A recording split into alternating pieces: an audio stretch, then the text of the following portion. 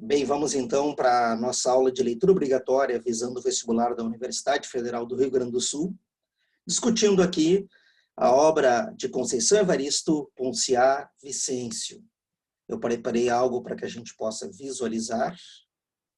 Então, um pequeno slide aqui para a gente poder falar um pouco da Conceição Evaristo. Vou me posicionar aqui, paralelamente. Aí está a foto da Conceição Evaristo, essa foto emblemática neste país, no qual a literatura é basicamente do macho branco. Uma pesquisa feita pelo grupo de pesquisa da professora Regina Dal Castanher, da Universidade de Brasília, identificou que passa dos 90% os escritores e protagonistas de narrativas que são homens brancos. A Conceição Evaristo, como se pode ver, é uma mulher negra, com toda a consciência histórica dos prejuízos que a população afro-brasileira sofreu, antes da escravidão e depois. A obra dela, evidentemente, foca depois da escravidão, foca aquilo que a gente pode chamar de sequelas da escravidão. E a Conceição é uma figura hoje emblemática também por isso, porque ela é uma mulher negra mineira que teve a luta, lutou para poder alcançar o estudo. Então, formada em letras, mestra e doutora em literatura comparada pela Universidade Federal Fluminense. E o que a gente vai ver em Ponciá Vicêncio é uma narrativa longa. Ela é muito conhecida pelos contos de Olhos d'Água, mas Ponciá Vicêncio é considerada a sua obra maior, publicada em 2003 pela primeira vez e com sucessivas reedições e traduções também. Trata-se de um canto, como nós veremos agora, um verdadeiro canto do sofrimento negro pós-escravidão, evidente que herança da escravidão. Então, eu coloquei algumas características aqui dessa narrativa. Primeiro, lembrar isso que eu falei antes, de que a Conceição ela representa justamente a voz, não só do negro, mas também da mulher, revisando historicamente esse processo pós-abolição. A origem dela tem a ver com os Cadernos Negros, de 1990, publicados pelo grupo Quilomboje, com toda essa consciência também do próprio elemento mitológico que traduz a condição negra, elementos que foram trazidos de uma tradição africana, de uma matriz africana para o Brasil, e que ela coloca muito bem em Ponciá Vicêncio, através de pequenas histórias míticas que percorrem o coração dessa protagonista Ponciá. Uma coisa importante para Conceição Evaristo, ter em mente o conceito de escrevivência, cunhado por ela. Ou seja, é uma escrita baseada na vivência. Não significa que são coisas que ela viveu, grande parte são, mas coisas que ela vivenciou também, dentro de uma condição negra que, mais de 100 anos depois da abolição, continua lutando por espaço. Então, é uma literatura como reflexo da vida. A própria Conceição sempre fala isso nos momentos em que ela expõe verbalmente, inclusive. Ficou muito famosa a história da Conceição Evaristo, há poucos anos atrás, quando ela se candidata à Academia Brasileira de Letras, um lugar onde nenhuma mulher escritora negra adentrou. Então, ela realmente veio para mexer com isso que parecia normalidade na instituição cultural brasileira. A nossa letra C agora, a gente fala um pouco da obra Ponciá Vicêncio. É uma obra que traça a trajetória da mulher negra. Há também um grande destaque para o irmão, Luandi, mas a gente tem aqui, sobretudo, a trajetória da Ponciá. As heranças que a Ponciá carrega, os traumas que a Ponciá carrega, e, evidentemente, ela carrega isso na memória familiar. A gente terá 3 personagens que vão percorrer a história. Começa muito com a Ponciá, mas logo depois assumem também um certo protagonismo o irmão Luandi e a mãe Maria. Bom, primeira coisa, eu botei alguns itens para a gente pensar nessa obra Ponciá Vicêncio. Uma narrativa biográfica, a biografia de uma personagem, a personagem Ponciá Vicêncio. Lembra, em terceira pessoa, isso vai ser muito fácil de pensar, de antecipar em vestibular, a questão do foco narrativo, do focalizador. É um focalizador em terceira pessoa.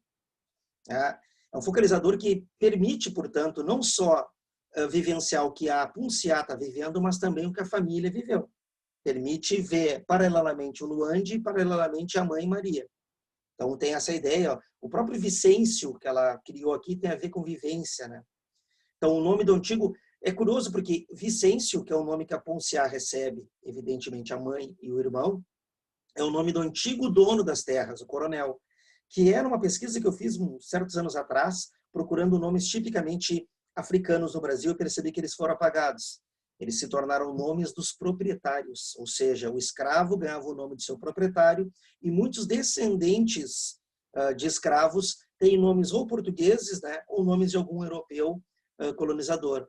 Então, o próprio nome já denota posse. Eles vivem, né, na Vila Vicêncio, uma roça que... Eu vou falar depois desse espaço aqui. Está ali já embaixo, se a gente quiser antecipar. A Vila Vicêncio é a Roça dos Negros, uma cidade... uma herança que eles receberam, né? Quase como se fosse uma libertação, mas, na verdade, eles continuam trabalhando perdão, para o senhor, para os donos brancos das terras. É aquele processo de acomodação histórica que nós sabemos que aconteceu. Voltemos aqui, o contexto. Ó. Tem uma questão histórica forte nesse livro, porque esse livro mostra os reflexos dessa herança de sistema escravocrata na condição de vida negra. A própria identificação que o Luande vai ter com o policial Nestor, o Luande vai ver um policial negro e vai imaginar que os negros podem ter algum poder, que os negros podem um dia mandar. Isso tudo aparece. A ideia, claro, de que essa escravidão não acabou, né? A escravidão talvez possa ter acabado para o olhar do branco. Para o olhar do negro, a escravidão continua em todos os preconceitos sistêmicos que esse país ainda mantém.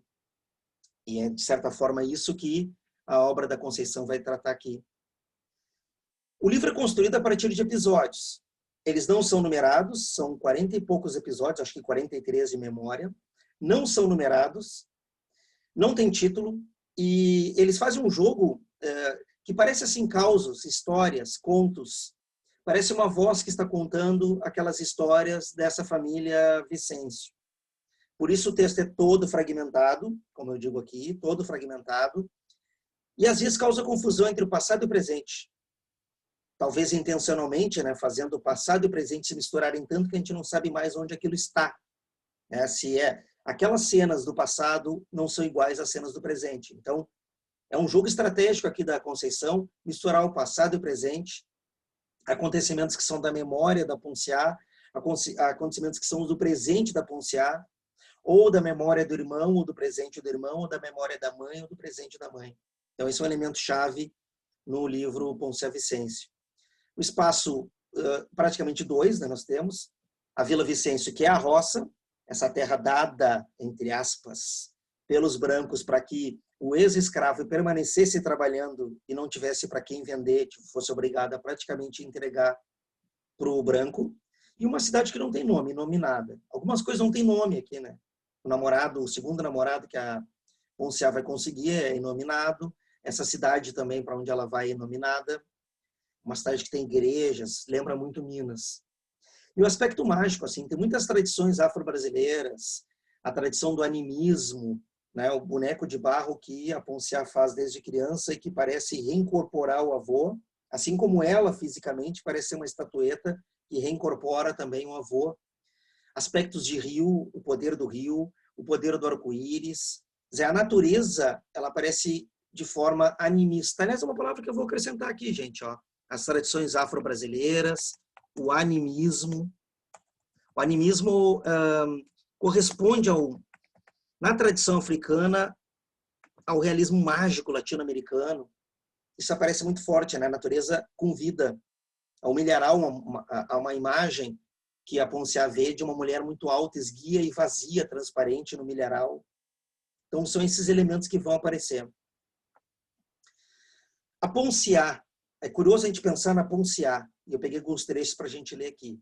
A Ponciá representa a individualidade e coletividade, ou seja, ela é uma mulher negra, mas ela também representa as mulheres negras. Ela é uma heroína coletiva. Como eu botei ali, ela representa as circunstâncias das dificuldades históricas do povo negro brasileiro. E aí vem um fragmento de texto que eu cito aqui, da Conceição Evaristo, né? A vida escrava continuava até os dias de hoje. Sim, ela era escrava também. Escrava de uma condição de vida que se repetia. Escrava do desespero, da falta de esperança, da impossibilidade de travar novas batalhas, de organizar novos quilombos, de inventar outra e nova vida. Um elemento também importante é essa letra E que eu estou destacando aqui, a condição negra, histórica e individual, como já disse na letra D. Tem momentos que são preciosos do livro, justamente esses que mostram a visão do ex-escravo sobre o sistema. Aqueles que nunca tiveram voz para falar sobre esse sistema patriarcal branco escravocrata, nesse livro acabam tendo em terceira pessoa essa voz. É interessante, a terceira pessoa, ela sempre tem a condição de uma verdade, né? E aqui a Conceição Evaristo habilmente mexe com uma verdade histórica também. Cito: filho de ex-escravo, crescera na fazenda levando a mesma vida dos pais. Era pajem do seu moço. Esse é o pai da Ponciá Vicêncio. Tinha a obrigação de brincar com ele. Era o cavalo onde o mocinho galopava, sonhando conhecer todas as terras do pai. Tinham a mesma idade. Um dia o coronelzinho exigiu que ele abrisse a boca, pois queria mijar dentro. O pajem abriu. A urina do outro caía escorrendo quente por sua goela e pelo canto de sua boca. Seu moço ria. Ele chorava e não sabia o que mais lhe salgava a boca, se o gosto da urina ou se o sabor de suas lágrimas. Às vezes a gente pega um texto da internet e falta o capricho que a Conceição Evaristo tem no texto dela, faltou um acento. Mas olha que cena horrorosa. Isso é aquilo que a própria Conceição já disse em entrevista, que é o brutalismo. Ela trabalha com cenas brutais. Alguns chegaram a associar termos de neonaturalismo. Acho que não é isso, é realmente o brutalismo, porque é muito mais social. Essa condição, né, de o escravo abrir a boca para o senhor moço urinar é uma das cenas mais grotescas, mas há muitas outras nesse livro, de denúncia. É um livro de denúncia, claramente, né? Outra cena desse brutalismo. Se eram livres, de novo internet, uma pena isso, né? Se eram livres, por que continuavam ali? Por que então tantos e tantas negras na senzala? Por que todos não se arribavam à procura de outros lugares e trabalhos? Um dia perguntou isto ao pai, com jeito, muito jeito. Tinha medo dos ataques dele. O braço cotoco do homem, ao bater, pesava como se fosse de ferro. Era certeiro na pancada. Atingia ele sempre na cabeça, provocando um gosto de sangue na boca. Perguntou e a resposta do pai foi uma gargalhada rouca, de meio riso e de meio pranto. O homem não encarou o menino. Olhou o tempo como se buscasse no passado, no presente e no futuro uma resposta precisa, mas que estava a lhe fugir sempre. Olha a condição. O filho, o pai da Ponciá, perguntando para o vô Vicêncio, né, para o seu pai, portanto o avô da Ponciá, por que eles tinham que continuar naquele sistema? Se não dá para romper com aquilo. E o avô da Ponciá aqui ri, ou seja, era aquele que já nascera naquele sistema e sabia que não ia poder se livrar daquele sistema. Por isso, ao decorrer da narrativa, a gente vai ver esse avô, o vô Vicêncio, vai se automutilar. Não há como escapar da escravidão, lhe resta a automutilação. Além disso, tem mais um acréscimo aqui sobre essa individualidade e coletividade. Eu trouxe outro fragmento para a gente observar. A gente estava vendo aqui essa condição negra, eu trouxe outro fragmento para ver essa condição de coletividade e individualidade. Ela reteve na memória os choros misturados aos risos, ela, a Ponciá, o bracinho cotoco e as palavras não inteligíveis de vô Vicêncio. Essa imagem da neta provou. Um dia ele teve uma crise de choro e riso tão profunda, tão feliz, tão amarga, e desse jeito adentrou-se em outro mundo. Ela, menina de colo, viu e sentiu o odor das velas acesas durante toda a noite. Viu o braço inteiro do velho sobre o leito, viu o bracinho cotoco dele, sentiu o cheiro de biscoito frito, de café fresco dado para as mulheres e as crianças que estavam fazendo o quarto ao defunto. Sentiu também o cheiro de ponga que exalava da garrafinha e da boca dos homens sentados lá fora com o chapéu do colo. Aqui é pinga, né, gente? Perdão aqui. O cheiro de pinga exalava da garrafinha e da boca dos homens sentados lá fora com o chapéu no colo. Ponciá Vicêncio, mesmo menino de colo ainda, nunca esqueceu o derradeiro choro e riso do avô. Nunca esqueceu que, naquela noite, ela que pouco viu o pai, pois ele trabalhava lá nas terras dos brancos, escutou quando ele disse para a mãe que vô Vicêncio deixava uma herança para a menina. Essa é uma história muito marcante na vida da Ponciá. Ali é sobre o leito também. Isso é um manifesto contra a falta de cuidado que às vezes o pessoal põe os textos na internet, já que eu não queria digitar. Mas, enfim, olha a imagem que aparece da Ponciá. Ela, lembrando o avô, a imagem que ela tinha do braço cotoco do avô, do jeito encurvado dele, e ela recorda do pai dizendo para a mãe que o vô Vicêncio deixou uma herança para a menina. Que herança é essa? Isso percorre toda a narrativa. E é um mistério, ao final do livro, a tal da herança que a Ponciá recebe do avô. Vamos então para o enredo. Enredo longo, tá? Eu fui marcando conforme lia os capítulos. Começa com a Ponciá, adulta, vendo uma cena da infância, a cena do arco-íris, o angorô, na linguagem africana. Quando o arco-íris cruza o rio, dizia, né, nessa tradição afro-brasileira, de que não se poderia passar embaixo dele, porque a menina viraria menino. Ela tinha um medo de virar menino. A primeira cena que ela lembra é isso. Mais tarde ela vai dizer que seria melhor ela ter virado menino, já que ser negro é sofrer, mas ser mulher é sofrer muito mais. Ser mulher negra. Então eu cito aqui. Quando Ponciá Vicêncio viu o arco-íris no céu, sentiu um calafrio. Recordou o medo que tivera durante toda a infância. Diziam que menina que passasse por debaixo do arco-íris virava menino. Ela ia buscar o barro na beira do rio e lá estava a cobra celeste bebendo água. Como passar por outro lado? Às vezes ficava horas e horas na beira do rio, esperando a colorida cobra do ar desaparecer. Qual nada? O arco-íris era teimoso, dava uma aflição danada. Sabia que a mãe estava esperando por ela. Juntava então as saias entre as pernas, tampando o sexo e, num pulo, com o coração aos saltos, passava por debaixo do angorô, o arco-íris. Depois se apalpava toda. Lá estavam os seinhos que começavam a crescer. Lá estava o pubis plano, sem nenhuma saliência, a não ser os pelos. Ponciá sentiu um alívio imenso. Continuava a menina, passara rápido de um só pulo, conseguir enganar o arco e não virar a menina. Uma das primeiras memórias que ela tem é essa, a ligação com o rio, de onde se extrai o barro com que ela e a mãe farão artesanato, e, sobretudo, o angorá, o angorô, desculpem, angorá é um gato, o angorô, o arco-íris, que teria esse poder de transformá-la em menina. Cenas do passado, o tempo todo percorrem a cabeça da Ponciá. Começa aqui, a morte do avô, o avô de braço cotoco, que teria deixado herança. Ela recorda que deu os primeiros passos repentinamente. Ela saiu do colo da mãe, repentinamente deu os passos como se fosse o próprio avô. E começou a caminhar com uma mão para trás, como se também tivesse a mão cotoca. E todo mundo, a partir de então, passou a ver na Ponciá uma réplica do avô.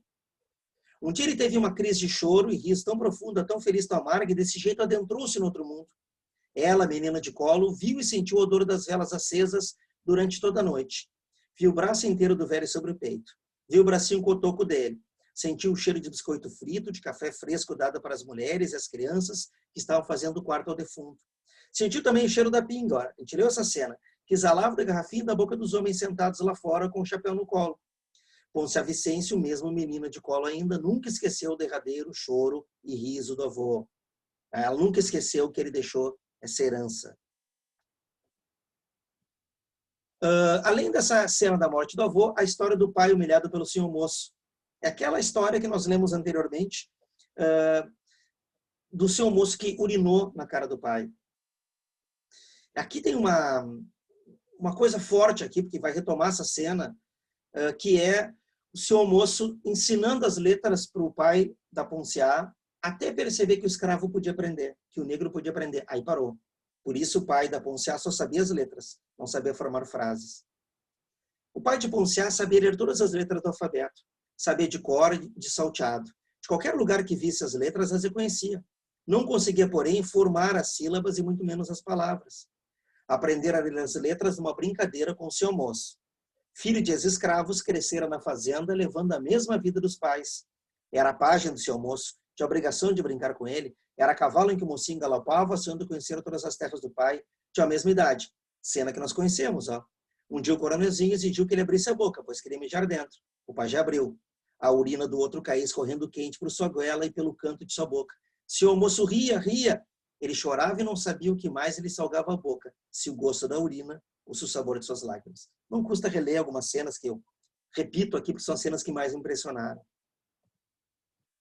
No presente, Ponciá é casada, o homem não tem nome, Duas vezes ela parece casada e duas vezes parece que é um homem pedreiro. Pode confundir que seja o mesmo, também numa estratégia da Conceição Evaristo de mostrar que essa vida se repete. Ela, Ponciá, estranha o próprio nome. Ela vai recordar que ela aprendeu a ler, a escrever, e que ela estranhava o próprio nome Ponciá, como se tivesse algo cravado naquele acento. Ela se sente nada, vazia, e pede que o marido a chame de nada. E o marido bate nela, né, e ela, calada, vai fazer a janta. Essa condição também brutal da vida 2. Cena do passado. A Ponciá lembra a mulher alta, ó, essa coisa mística. Uma mulher alta que ela via no milharal e era vazia, só contorno. E ela se sente um pouco essa mulher. Depois de ter visto pela primeira vez a mulher no milharal, a Ponciá fez um boneco de barro que era a réplica do avô. Todo mundo olhava para o boneco e via o próprio avô com aquele braço cotoco. Era como se o avô sorrisse para Ponciá. Voltamos ao presente, na letra F. A Ponciá recorda a vez que passou por baixo do arco-íris, de novo, e se tocou intimamente e sentiu pela primeira vez desejo. Né? Ela está lembrando isso, volta para o presente, porque ela é interrompida pelo marido que pede a janta. Né? E ela está sempre pensando nos familiares, teriam sobrevivido, teriam não. Isso aqui é uma cena que vem muito antes do final do livro. Bom, a letra G, ó. No passado ela recorda a família. Aí apresenta um pouco para a gente as personagens pelas lembranças. A Maria Vicêncio, a mãe que mandava no pai. A Ponciá pensa, por que ela não manda no marido, né? Os missionários que introduziram na leitura, introduziram a Ponciá na leitura. Vou melhorar aqui meu texto, gente, ó. Que introduziram Ponciá, porque senão parece a mãe ali, tá? Introduziram Ponciá na leitura. Eles apareceram, alfabetizaram a Ponciá. Ela tinha um pouco de leitura quando os missionários foram embora. Os missionários casaram pessoas, catequizaram e foram embora. Ainda no passado, a nossa letra H, ela lembra de quanto ela rejeitou aquele nome na escola e lembra o quanto cada vez mais ela foi ficando parecida com o avô. Cada vez mais uma réplica do vô Vicêncio. Ela recorda a morte do pai, uma cena triste, né? O pai levava o irmão Luandi para trabalhar e o pai não voltou e era longe. O Luandi demora a voltar. E quando a mãe vê o Luandi sozinho, a mãe adivinha e abraça o ar. Várias vezes a mãe, a Maria Vicêncio, vai abraçar o ar como se abraçasse o marido que ela perdeu. É uma cena muito forte. Ponciá não aguenta mais o marido. E nesse presente, ela abandona a casa e foge de trem. Um trem que passava de 15 em 15 dias na Vila Vicêncio, ela foge de trem rumo a uma cidade. Ou seja, qualquer coisa era melhor do que o sofrimento presente. Ó, depois de 3 dias e 3 noites, ela desce numa estação da cidade, em frente a uma igreja, e a primeira coisa que ela faz é rezar. Ela leva poucos pertences e ela vai rezar. Ela não consegue rezar Ave Maria, é uma coisa muito forte. Ela fica tentando rezar e não consegue rezar Ave Maria. Até vai lembrando também casos de conhecidos que vieram da roça para a cidade que se perderam. Tem vontade de voltar para a roça, mas não dá mais. Ela só consegue rezar quando está acabando a missa e quando estão fechando a igreja. E aí ela passa a noite, a letra L, ó, em frente à igreja. Vários moradores de rua vêm passar a noite ali também. Ela fica observando as poucas coisas que cada um tem. Morta de fome. E quando acorda no outro dia, é uma missa de manhã cedo, ela tenta pedir emprego para várias pessoas. E pede para várias pessoas e consegue um emprego numa casa de família. Agora é muito rápido que a Conceição Evaristo faz, assim, ela dilui, ela consegue emprego numa casa de família, e eu vou resumir assim. Ela vai conseguir fazer um certo dinheiro, vai tentar localizar a mãe e o irmão, porque muita gente da roça veio para a cidade através de uma estação de rádio. Com o trabalho dela, vai conseguir comprar uma casinha. Então, ela vai sair um pouco daquela miséria da roça, mas vai perceber que ela carrega uma miséria congênita que está nela. Ela volta ao povoado, a Ponciá. Ela pega um trem e vai de volta lá à roça, né, aquela roça Vicêncio. E aí ela vai lembrando coisas históricas, né? Ela lembra o processo dos coronéis que libertaram os escravos, mas era uma falsa liberdade, que é a nossa letra N. Porque agora eles continuavam trabalhando numa roça e eram obrigados a entregar o produto para o coronel. O coronel que deu posse de terra para alguns e guardou os documentos de posse e depois consumiu. Então, tem todo um truque aqui usado que a gente conhece pela história, né? uma falsa alforria. Ponciá, então, entra na casa onde ela viveu. A casa está vazia, não tem ninguém. Tem uma questão de delírio, ela escuta vozes dos parentes. Tem uma imagem de uma cobra que está dentro do fogão. E lá ela encontra o avô de barro, a estatueta que ela havia feito do avô de barro. Ela tem um desmaio, ela teria chegado à tarde e acorda só meia-noite. Só meia-noite. Ela tem um desmaio, acorda meia-noite naquela casa, de novo escutando vozes, como se o avô de barro risse para ela. O trem, lembram, ele passa de 15 em 15 dias no povoado. E como o trem vai demorar a passar, ela resolve visitar parentes. Ela diz que ali naquele povoado é quase como um quilombo, gente. Todas as pessoas eram parentes, de alguma maneira. E ela vai visitar parentes. Entra essa figura importante em cena, ela já é citada antes, a Nengua Kainda, que é uma Onengua Kainda, muitas dessas línguas africanas são oxítonas, então me perdoem aqui a própria Conceição Evaristo, né, como se pronuncia. A Nengua Kainda avisa que essa quase preta velha, que ela vai encontrar o irmão e a mãe. O livro agora vira esse drama, irmão Luandi, mãe Maria, Ponciá, dispersos pelo mundo. E o desejo de se reencontrarem. O livro agora passa a virar isso, gente. A chave do livro agora é o desejo de se encontrarem. Ela escuta ainda a história, e ela relembra a história de como o vô Vicente ficou com o braço cotó, ou cotoco, se quiserem. Sabendo que nunca escaparia da condição de escravo, num delírio, numa alucinação, ele mata a mulher, a avó da Ponciá, e tenta se matar, se automutilar. Ele arrebenta os braços, ele acaba perdendo parte do braço com uma foice. Então é essa história do vô Vicêncio que se revolta contra tudo, contra a escravidão, contra a condição e contra o próprio corpo. Ponciá recorda os 7 filhos antemortos. Essa cena aparece 2 vezes. Nós sabemos que ela teve 7 gravidezes, todas elas infrutíferas. Ela recorda a vida triste com o marido. Aqui confunde-se, seria o primeiro marido ou ser o segundo. Na minha concepção de leitura, pela ordem que a cena aparece, seria do primeiro marido. Quando os filhos de Ponciá, 7, nasceram e morreram, nas primeiras perdas ela sofreu muito. Depois, com o correr do tempo, a cada gravidez, a cada parto, ela chegava à mesa a desejar que a criança não sobrevivesse. Valeria a pena pôr um filho no mundo? Lembrava de sua infância pobre, muito pobre na roça, e temia a repetição de uma mesma vida para os seus filhos. O pai trabalhava tanto, a mãe pelejava com as vasilhas de barro e tinha apenas uma casa de pau a pique coberta de capim para abrigar a pobreza em que viviam. E esta era a condição de muitos. Valia a pena ter filhos, né? Essa é a grande questão aqui. Depois ela vai, num outro momento, dizer, não valia. Ao ver as vizinhas sofrendo com os filhos. Na letra Q, Ponciá recorda o que ouvira sobre a herança do avô. Ele teria ganhado um papel de posse de terra do coronel Vicêncio. E no delírio, naquela loucura dele, ele teria rasgado antes de morrer. Ou seja, a herança não seria ganhar uma terra marcada, uma terra dada para o branco. Essa é uma grande questão que aparece.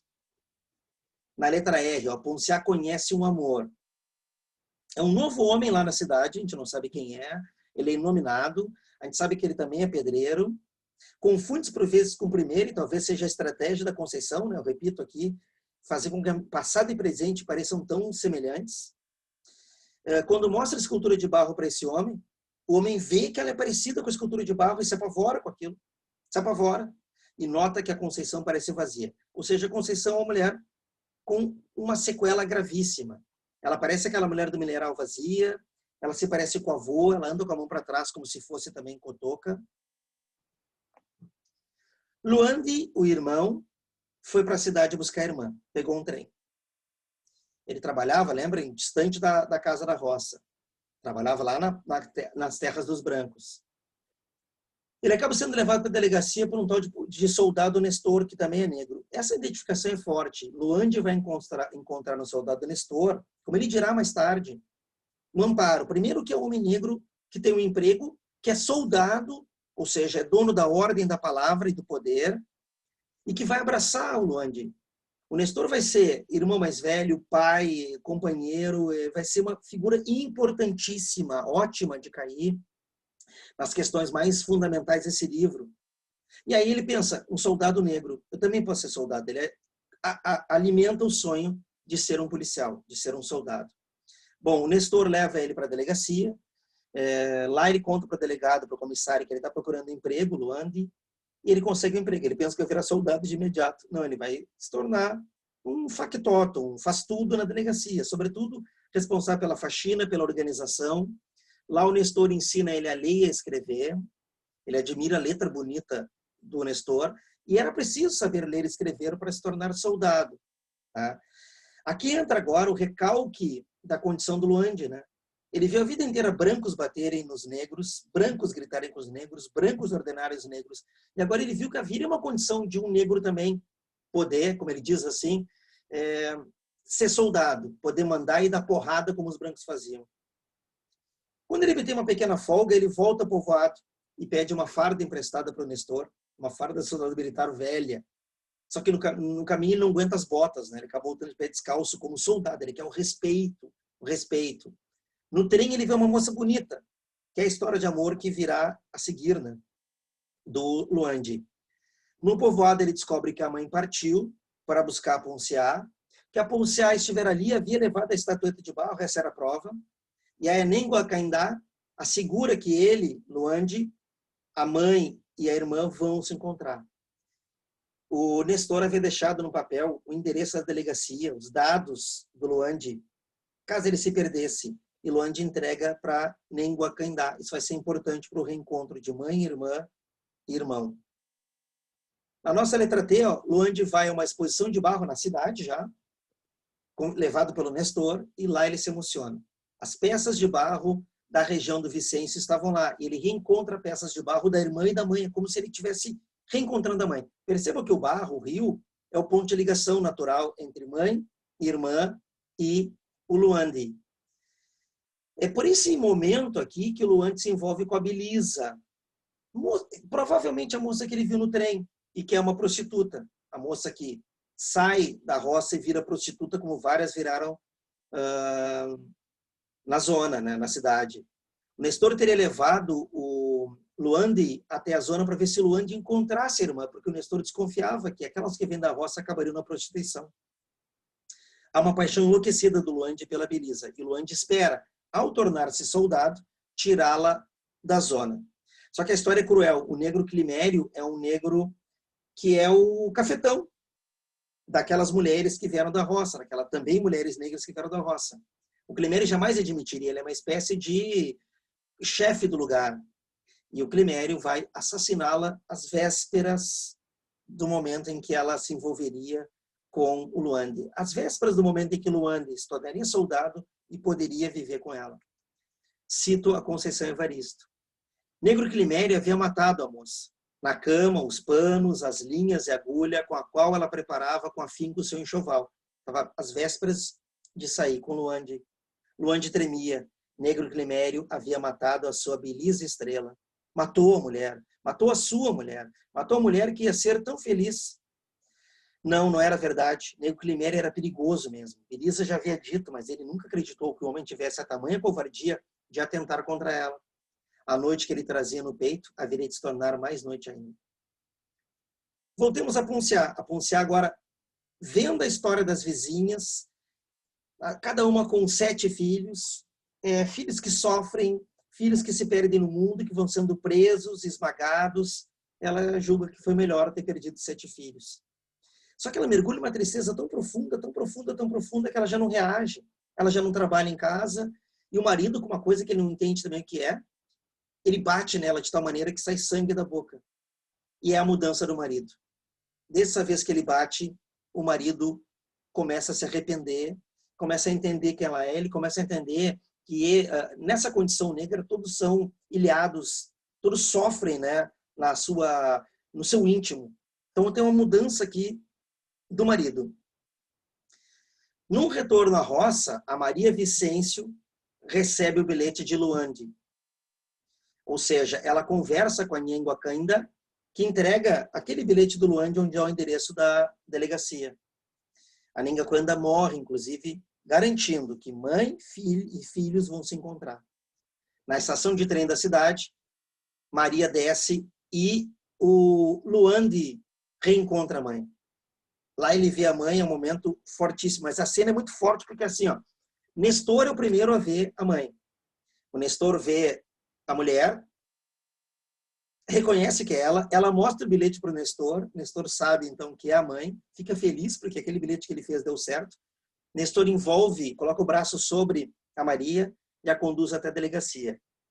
É uma cena muito bonita, porque o Luande, depois de ter perdido a Belisa, não quer mais sair da cama, está em depressão. E aí o Nestor diz, vem ver o preso novo que chegou, e insiste. Quando o Luande se levanta da cama e vai ver, encontra a própria mãe. Então, uma cena fortíssima, essa do reencontro da mãe e do Luande. Estamos fechando o livro com Ponciá. Numa manhã, ela sai de casa como se tivesse enlouquecido e vai para o rio.